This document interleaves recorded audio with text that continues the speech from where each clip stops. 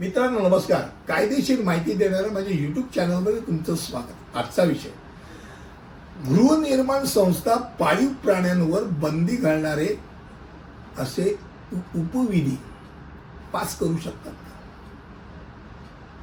सर्वप्रथम पाळीव प्राणी आपल्या जीवनाचा आणि आपल्या घराचा अविभाज्य भाग.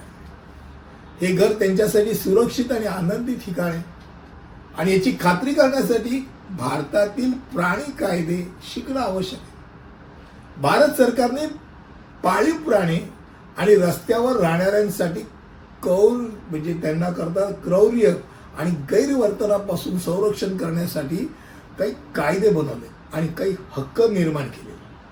समाजात भटक्या कुत्र्यांसाठी आणि पाळीव प्राण्यांसाठीच्या कायद्यांबाबत बराच गोंधळ आणि काही शंका सतत निर्माण केल्या जातात. त्यामुळे हे या YouTube व्हिडिओ शेवटपर्यंत नक्की आहे.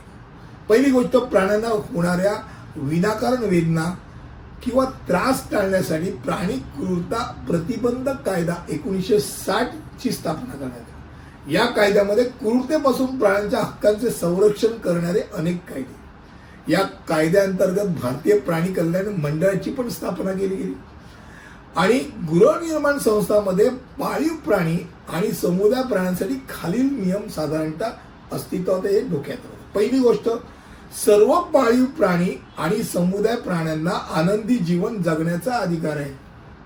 क्रमांक 2, पाळीव प्राण्यांवर बंदी घालणे. कोणत्याही गृहनिर्माण संस्था पाळीव प्राण्यांवर बंदी घालणारे उपविधी पास करू शकत नाही. सोसायटीत पाळीव प्राण्यांच्या विरोधात बहुसंख्य मतांनी समजा तुम्ही सदस्य असाल तरी असा कायदा तुम्हाला करता येत नाही. पोटबाडी करून सुद्धा आपल्या फ्लॅटमध्ये पाळीव प्राणी ठेवता येतात. क्रमांक 3, कोणतीही गृहनिर्माण संस्था पाळीव प्राण्यांवर त्यांच्या जातीच्या किंवा आकाराच्या नुसार त्याच्यावर बंदी घालू शकत नाही. पाळीव प्राण्यांवर बंदी घालण्याचे कारण म्हणून कुत्र्याच्या भुंकण्याच्या सवयीचाही वापर केला जाऊ शकत नाही.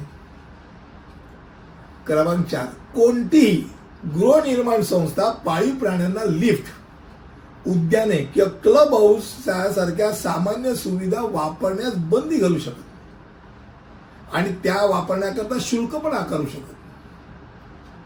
आणि क्रमांक 5, पारिवारिक सामुदायिक प्राण्यांना आहार देणाऱ्या, त्यांची देखभाल करणाऱ्या आणि त्यांची काळजी घेणाऱ्या रहिवाशांना सोसायटी बंदी घालू शकत नाही, धमकावू शकत नाही किंवा त्रास देऊ शकत नाही.